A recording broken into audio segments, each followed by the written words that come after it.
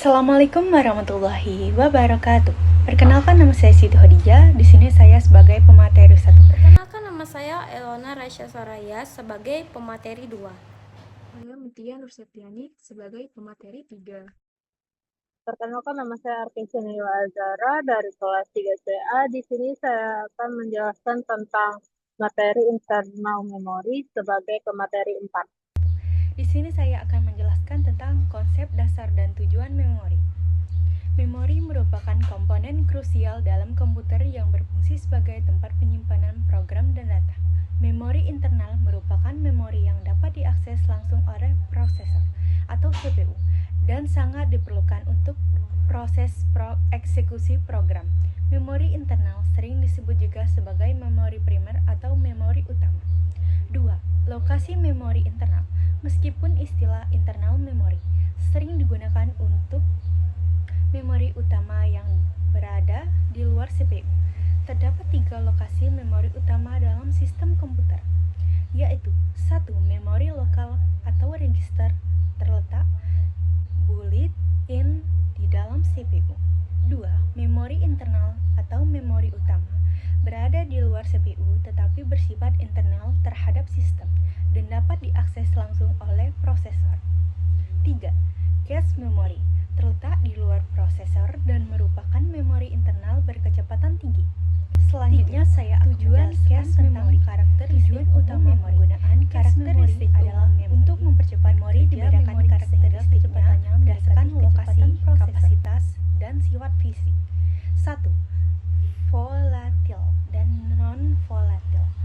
Volatil informasi akan hilang secara alami atau rusak jika daya listrik dimatikan, baik SRAM maupun DRAM adalah volatil.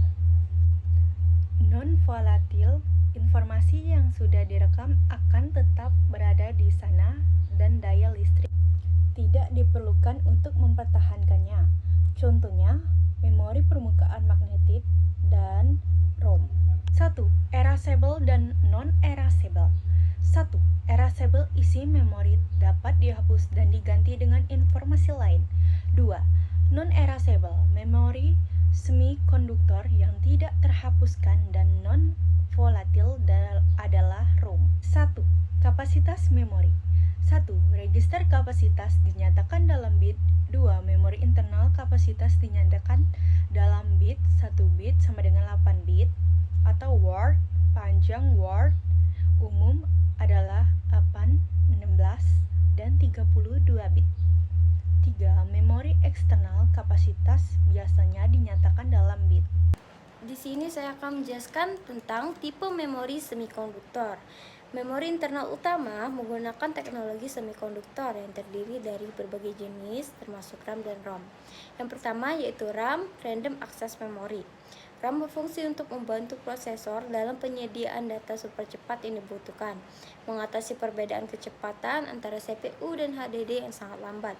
Secara teoritis, CPU 46 kali lebih cepat. Internal RAM atau cache merupakan memori internal yang dibangun langsung ke dalam chip CPU. CPU memiliki 3 level cache, yaitu L1, L2, dan L3. Cache prosesor ini terdiri dari static RAM atau SRAM. Kemudian terdapat beberapa faktor penting pada RAM, seperti tipe, kapasitas, front side bus, bandwidth, fungsi, dan jumlah IC. Kemudian jenis RAM. Yang pertama ada RAM statik atau SRAM. Digunakan pada cache memory dan cache buffer. Berharga mahal karena bekerja super cepat. Disusun oleh deretan flip-flop dan bersifat volatil. Kemudian yang kedua yaitu RAM dinamik atau DRAM. Hanya dapat menyimpan data jika ada tenaga dan memerlukan refresh atau recharge secara periodik, sehingga bersifat volatil. Disusun oleh sel-sel yang menyimpan data sebagai muatan listrik pada kapasitor.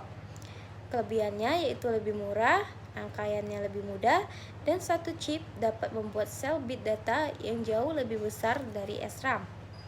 Selanjutnya ROM, Read Only Memory. ROM sangat berbeda dengan RAM karena berisi pola data permanen yang tidak dapat diubah. ROM bersifat non-volatil. Keuntungannya yaitu aman untuk data yang permanen dan sering digunakan pada sistem operasi maupun sistem perangkat keras. Sementara kerugiannya, apabila ada kesalahan data atau perubahan data, diperlukan jenis ROM yang dapat diprogram ulang. Selanjutnya ada jenis ROM dan karakteristik kuncinya. Yang pertama yaitu programmable ROM. Karakteristiknya non-volatil dan hanya bisa ditulisi sekali saja secara elektris.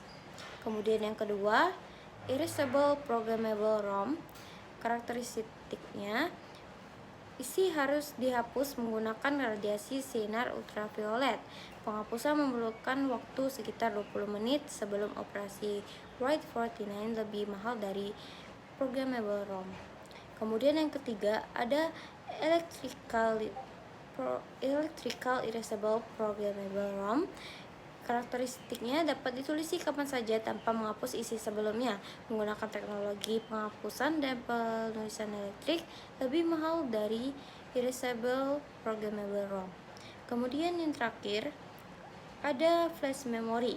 Bentuk memori semikonduktor terbaru unggul pada kecepatan penulisan program menggunakan teknologi penghapusan dan penulisan elektrik. Di sini saya akan menjelaskan apa saja yang ada di dalam internal memori, yaitu SRAM, atau biasa disebut Static Random Access Memory. SRAM merupakan jenis RAM yang menyimpan data di dalamnya selama komputer masih menyala, berbeda dengan DROM yang perlu disegarkan secara periodik. Kemampuan tersebut dikarenakan SRAM dirancang menggunakan transistor tanpa kapasitor, dan pastinya SRAM lebih mahal dan lebih cepat dibandingkan dengan DROM. Berikutnya DRAM, atau Dynamic Random Access Memory, merupakan jenis RAM yang banyak digunakan di dalam komputer sebagai memori utama yang harus disegarkan oleh CPU secara berkala agar data di dalamnya tidak hilang. Di RAM ini lebih lambat dari SROM, atau Static Random Access Memory. Selanjutnya SDROM, Synchronous Dynamic Random Access Memory, adalah jenis RAM atau memori komputer dinamis yang termasuk memori komputer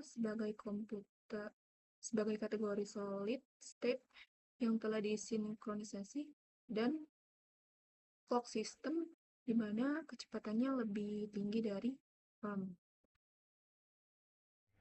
Yang terakhir adalah CMOS atau Complementary Meta Oxide Semiconductor. CMOS adalah sebuah chip dari rangkaian terintegrasi yang digunakan di mikroprosesor, RAM statis, pengontrolan mikro, dan sirkuit logika digital lainnya. CMOS sendiri merupakan bagian dari ROM.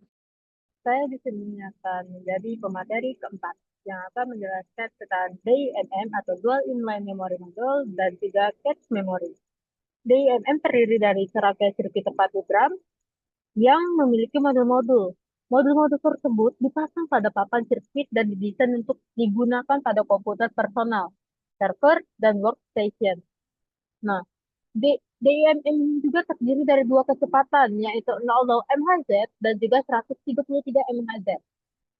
Lalu, saya akan menjelaskan tentang cache memory.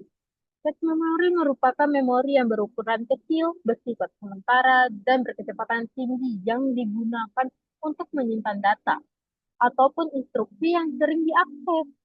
Cache memory menjembatani aliran data di antara prosesor dengan memori utama atau RAM yang biasanya berkecepatan rendah.